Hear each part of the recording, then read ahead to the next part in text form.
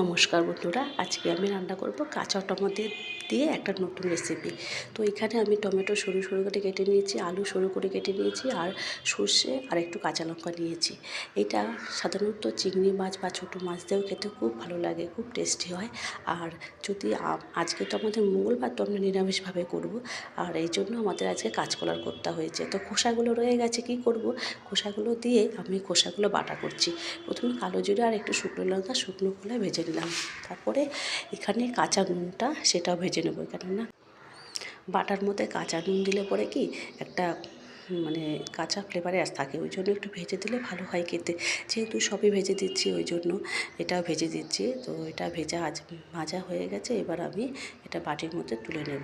এবার আমি কড়াইতে সর্ষের তেল দিয়েছি, আর যে কাঁচকলা সেদ্ধ করা খোসাগুলো ছিল সেগুলো শুকনো মানে তেল দিয়ে একটু করে ভালো করে ড্রাই করে নিচ্ছি, ভাজা ভাজা করে নিচ্ছি, যাতে বাটার পরে আর এটাকে ভাজতে না হয়। ঠিক এই যে এরকম করে ভেজে নিচ্ছি শুকনো করে, একদম ড্রাই করে, যাতে জল জল না থাকে। তো এবার আমার মেন রান্নাটা যেটা হচ্ছে ওই কাঁচা টমেটো সেটা করব।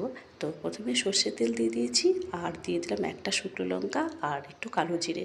তো এখানে আপনারা যদি আমিষ করেন, বা আজকে মঙ্গলবার করে নিরামিষ বলে আমরা এটা নিরামিষভাবে করছি, কালো জিরে ফোড়ন দিয়েছি, একটা শুকনো লঙ্কা ফোড়ন দিয়েছি।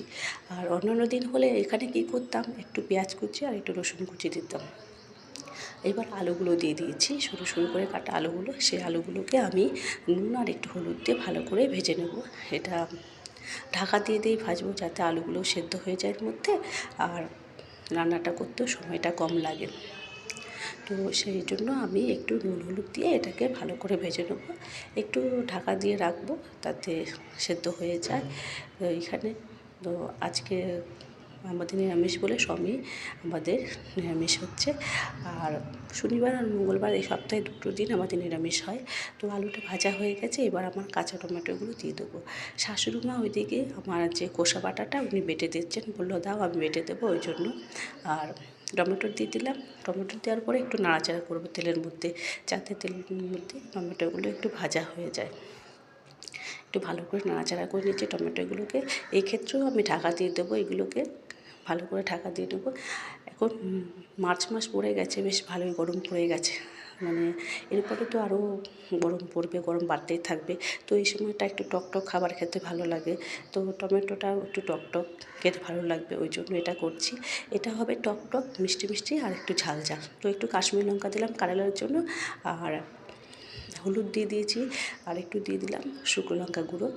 আর এর মধ্যে একটু মিষ্টিও দেবো, যেহেতু এটা টক ঝাল ঝাল মিষ্টি মিষ্টি খেতে হবে, ভালো লাগবে খেতে। গরমকালে এই সময়টায় এইগুলোই খাওয়া ভালো, উপকারী খুব জিনিস।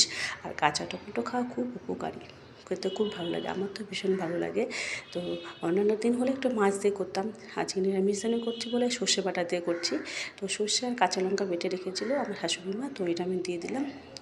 এবার এটা দেওয়ার পর বেশি নাড়াচাড়া করব না, কারণ সর্ষে বাটা দেওয়ার পরে বেশি নাড়াচাড়া করলে তেতো হয়ে যায়, ওই জন্য বেশি নাড়াচাড়া করবো না, হালকা একটু নাড়াচাড়া করে নেব, যাতে একটু জল ভাবটা কেটে যায়।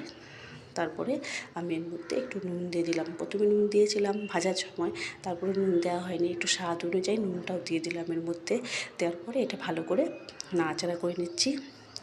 বেশিক্ষণ সময় লাগে না রান্নাটা করতে, কিন্তু আপনারা যদি ভাবেন যে একটা তরকারি আছে, সেই ক্ষেত্রে কিন্তু এটাও মানে থাকলে টমেটো যদি ঘরে থাকে তো সেক্ষেত্রে করতে পারেন। তো একটু জল দিয়ে দিলাম। আর এটা শীতের শুরুতে কাঁচা টমেটো বেশ ভালো পাওয়া যায়, এই সময়টা বেশিরভাগই পাকা টমেটো বাজারে। তো সব টমেটো তো পেকেই গেছে, খুব কম পাওয়া যাবে কাঁচা টমেটো। একটু জল দিয়ে এটা ঢাকা দিয়ে দিয়েছিলাম। তো সেদ্ধ হয়ে গেছে, এবার একটু কাঁচা সর্ষের তেল দিচ্ছি, কারণ যে কোনো সর্ষের মানে তরকারি হোক, ঝোল হোক বা সবজি হোক, তার মধ্যে একটু কাঁচা সর্ষের তেল দিলে খেতে ভালো লাগে। তো এটা হয়ে এসছে, এবার নামিয়ে দেবো, এরকমই হবে। আর যদি মাছ দিয়ে করে সেক্ষেত্রে একটু ঝোল ঝোল রাখবে, মাখা মাখা ঝোল। আমি এটা পুরো ড্রাই করে দিচ্ছি, কেননা এটা শুকনো হলেই ভালো লাগবে খেতে। তো হয়ে গেছে, কেমন হয়েছে বন্ধুরা একটু বলবেন। আর এদিকে কষা বাটাটা যদি ভালো লাগে তাহলে অবশ্যই ভিডিওটা একটু একটা লাইক ও শেয়ার করে দেবেন। সব ভালো থাকবেন, সুস্থ থাকবেন, টাটা, আসছি, বাই বাই।